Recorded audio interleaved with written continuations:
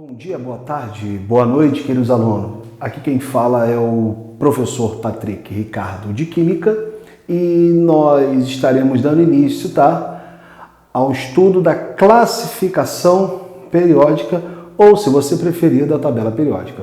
Vou começar falando com vocês, do histórico.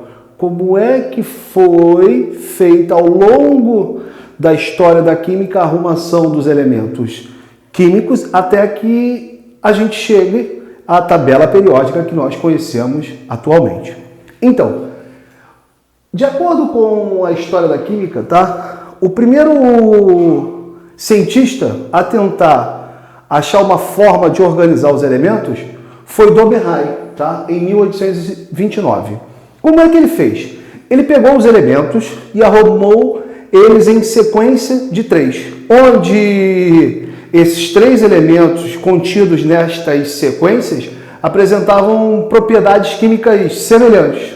Tranquilo? Uma outra coisa muito importante que a gente deve destacar de Doberein, é que na sequência desses 3 elementos, o peso atômico, a massa atômica do elemento central do elemento do meio é igual à média aritmética das massas atômicas, dos pesos atômicos dos elementos da extremidade.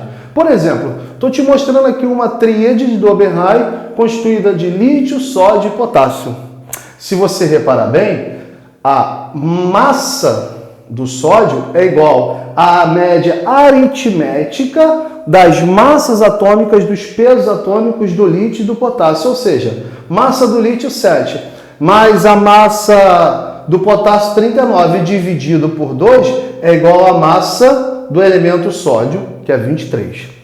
Seguindo essa ordem cronológica, em 1862 nós temos a forma, podemos nos deparar com a forma de organizar os elementos de Champcortot, na qual ele trabalha com a ideia do parafuso telúrico.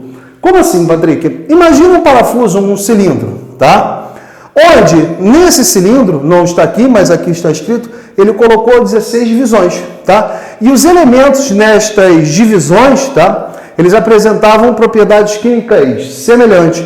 Então, ele agrupou os elementos, em forma espiralada, um em cima do outro, um sobre os outros, com mesmas propriedades químicas, semelhantes. Mesma não, propriedades químicas semelhantes. Tranquilo? Queridos, dando sequência aí às formas de organizar os elementos ao longo da história da química, o terceiro que nós temos dos registros, é a lei das oitavas de Newlands, proposto por Newlands em 1864. Como é que ele organizou os elementos? Primeiro, ele organizou os elementos em colunas, onde os elementos nessas colunas estavam dispostos em ordem crescente de massa atômica. E a primeira coluna era formada por 7 elementos químicos.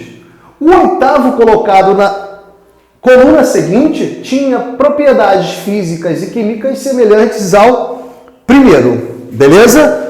Então aqui, eu tenho um esboço, estou mostrando aqui para vocês um esboço de como Newlands organizavam os elementos. Tudo bem? Então, dê um print aí, isso aqui é importante. Uma observação que eu quero fazer para vocês quanto à lei das oitavas de Newlands é que havia uma regularidade nas propriedades a cada 8 elementos. Então, uma sequência de cada 8 elementos, havia uma regularidade em suas propriedades. Tranquilo?